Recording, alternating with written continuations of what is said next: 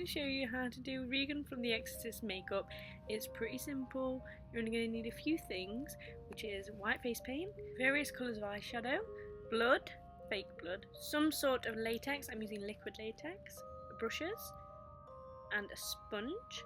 So you're going to wet the sponge and obviously use the face paint as normal. Really do a thin layer just to kind of make yourself paler. This step doesn't really matter, it just works for me. Next we're going to do the scars, and you want a picture of Regan next to you so you know where the scars are going to go. Then you're going to need a container, and you're going to pour the liquid latex into the container and use some flour to thicken it up and make it a bit more gruesome. Obviously this is just an optional step if you are using liquid latex like me. If not, just ignore this and skip on a little bit. So after you've mixed the latex, you're definitely going to want to clip your hair back because this stuff gets everywhere.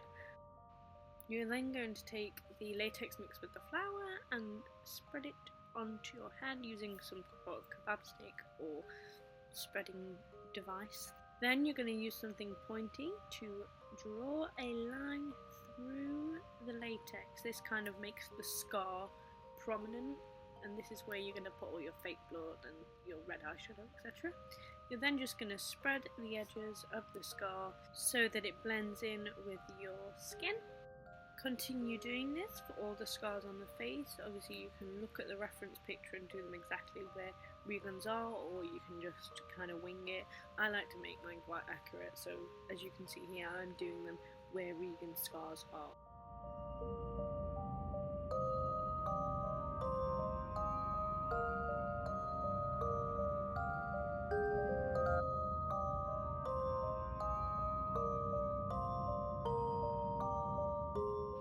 As well as the scars, you can also put some of the excess solution on and around your mouth to use as sick, as far as that sounds, because obviously quite a prominent scene is where Regan is sick all over everywhere. I also like to put it a bit down my neck, and I'll do some more of that later on. You go over again with the white face paint just to kind of blend the scars in with your skin.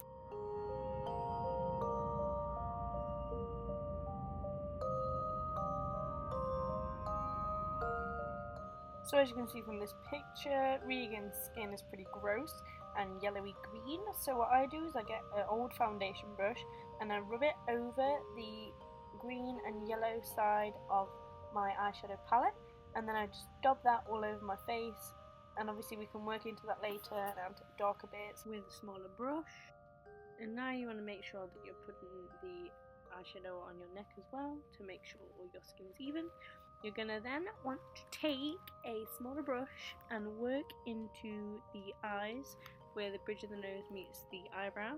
This kind of makes your eyes narrower and just gives like a scary look. If you look at pictures of Regan, you can see that her eyes are quite narrowed and quite dark and scary. So this just gives this effect. I always add a bit of black eyeshadow into my nostrils to make my nostrils look bigger. I just think Regan has quite prominent nostrils. This is obviously an optional step, you don't have to do it, I just think it looks good. You're going to then take another eyeshadow brush and brush a dark red or a black into the creases of your scars to give them a bit of depth. Obviously you can add some fake blood at the end, but if you don't, then this is another step. So I noticed that Regan has quite dark under eyes, so I just got a purple and a brown and a black and put those under my eyes just to add more depth and make them look like she had bags. I then took my eyeshadow again and just worked into the green and the yellow and some more into the sick, just making it look that bit more realistic. And here is a halfway comparison shot.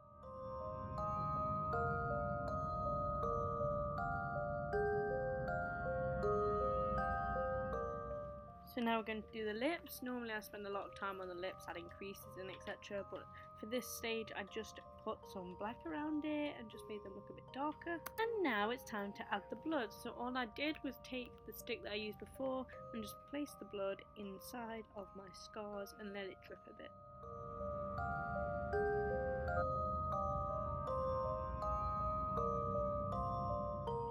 I then rubbed the blood into my face and got my eyeshadow and put it a bit bit darker red over the top so it looked kind of dried, like it had been there a while. Also added some purples so they look like bruises, etc. So we're almost done. All we need is our dress, and here's mine that I made earlier, complete with sick and all. So for my hair, all I did was just mess it up a little. This is my natural hair. And that's almost done. All I did was add some more latex and painted it green to create more sick on my neck. So this is the end of our video. I hope you enjoyed it and you got some tips from it, even if you don't follow it completely. I really enjoyed making it, and I use this Halloween costume quite a lot, so it's quite nice to show you. Thank you for watching. Please feel free to subscribe. Bye bye!